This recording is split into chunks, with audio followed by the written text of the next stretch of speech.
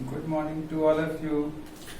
एक long time के बाद हम फिर दोबारा से वीडियो आपके सामने लाए हैं क्योंकि कुछ प्रॉब्लम हो गई थी जिसके कारण हम वीडियो डालना यूट्यूब पर रुक गए थे। और आशा करते हैं कि आज का क्लास हमारे सभी विद्यार्थी अच्छी तरह से समझेंगे और अच्छी तरह से पढ़ेंगे। जैसे कि प्रीवियस क्लास में हम आपको बता चुके थे कि अल्केन अल्कीन अल्काइन पर हम लोग डील किए थे। आगे हम लोग देखते हैं क्या कि किस तरह से आगे का फंक्शनल ग्रुप के साथ उसका नामकरण करेंगे। जैसे सबसे पहले देखें तो सबसे पहला फंक्शनल ग्रुप हम लेके चलते हैं कार्बोजाइलिक एसिड या कार्बोजाइलिक अम्ल। यदि कार्बोजाइलिक अम्ल की बात करें तो इसका फंक्शनल ग्रुप या क्रियाशील समूह होता है। क्रियाशील समूह COOH होता है। अगर इसका हम सफिक्स की बात करें या अनुलग्न जिसे कहते हैं तो यहां उपयोग होता है ओइक एसिड।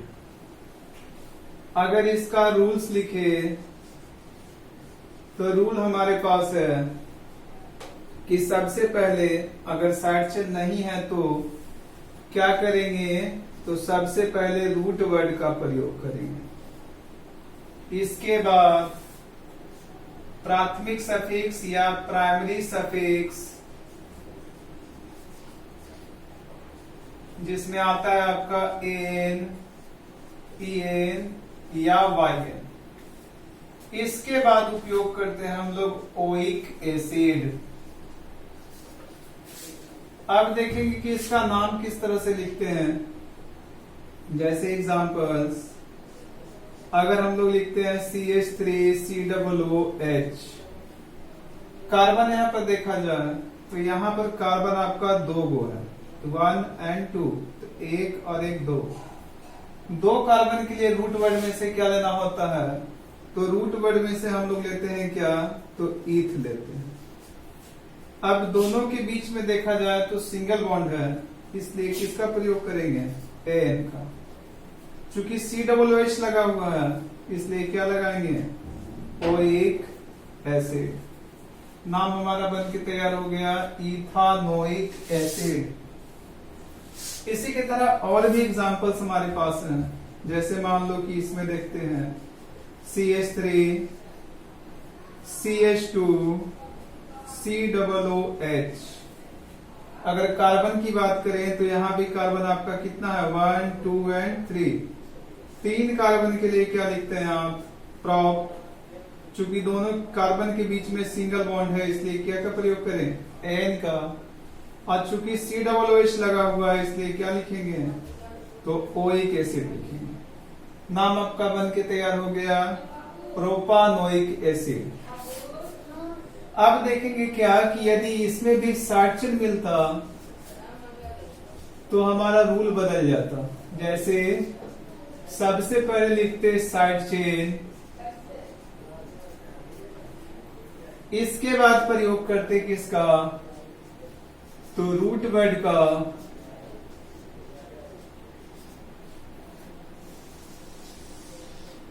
इसके बाद क्या लेते, तो वही आपका प्राइमरी सफिक्स एन, ईएन या वाईएन। और लास्ट में क्या लेते, तो वही ओइक एसिड लेते। जैसे कुछ एग्जांपल्स देखते हैं हम लोग। मान लिए कि ये दिया हुआ है CH3 CH CH3, यहां भी CH2 COOH। अब देखेंगे क्या कि सबसे बड़ा इसमें कौन है, तो COOH आपका फंक्शनल ग्रुप है, तो काउंटिंग इधर से ही होगा 1 2 3 और 4। नाम क्या लिखाएगा, तो चूंकि साइड चेन 3 पोजीशन पर मिला, तीसरा पर मिला, तो लिखाएगा 3 मिथाइल। और चूंकि 4 कार्बन है इसलिए क्या लिखेंगे, ब्यूट। सब जगह पर सिंगल बॉन्ड है इसलिए एन। और लास्ट में क्या देंगे, तो ओइक एसिड। नाम आपका बन के क्या हो गया, 3 मिथाइल ब्यूटानोइक एसिड। और भी इस तरह से नामांकन हम लोग देखेंगे। जैसे आगे देखते हैं इसी के साथ में कि यदि साइड चेन की संख्या बढ़ती हो तो क्या करेंगे।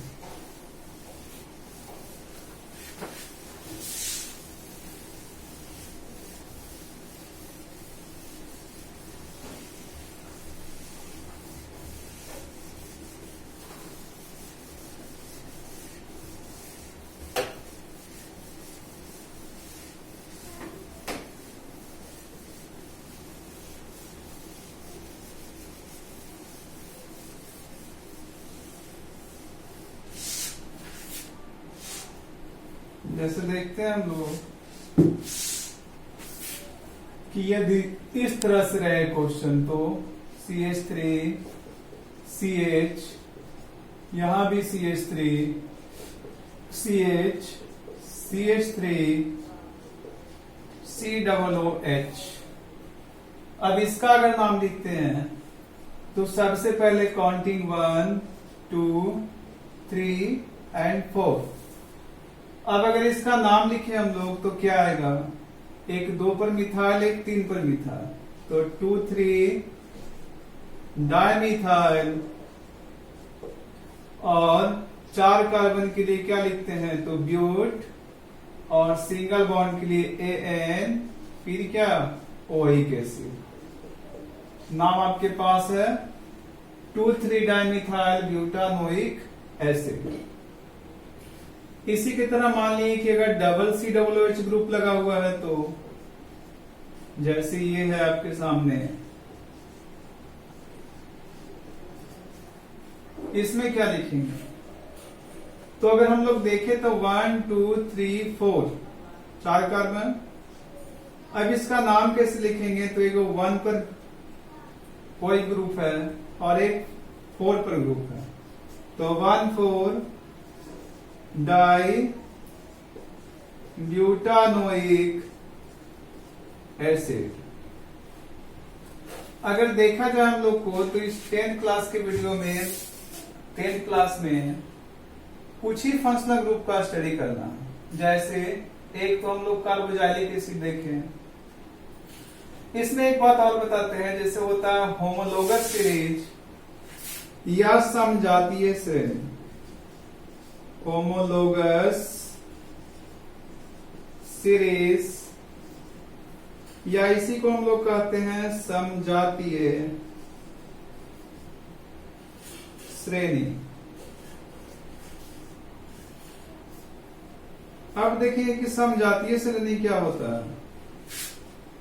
तो समजातीय श्रेणी वैसे श्रेणी को कहते हैं जिसमें सबके सब फंक्शनल ग्रुप क्या है, तो जितने भी फंक्शनल ग्रुप, जैसे कार्बोजाइलिक एसिड है, तो कार्बोजाइलिक एसिड लगा हुआ ही ग्रुप चाहिए। जैसे आप लोग लिखते हैं मिथानोइक एसिड, जैसे ये आपका एक ओइक एसिड का समजातीय श्रेणी, जैसे मान लीजिए कि लिखते हैं CH3 COOH।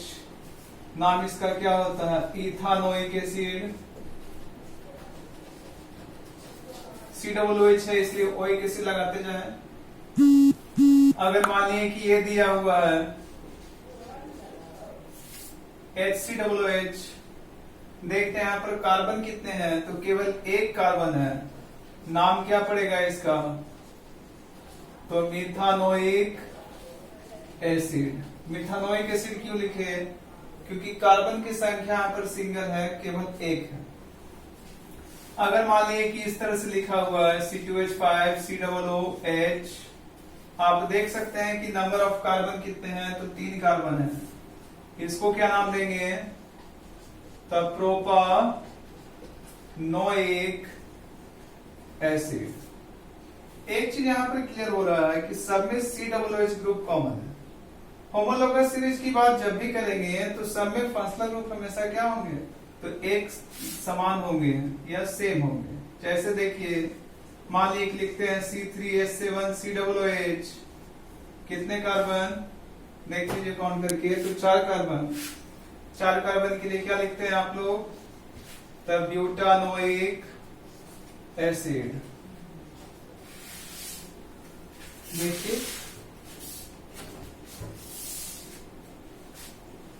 एक और फंक्शनल ग्रुप हम लोग देखेंगे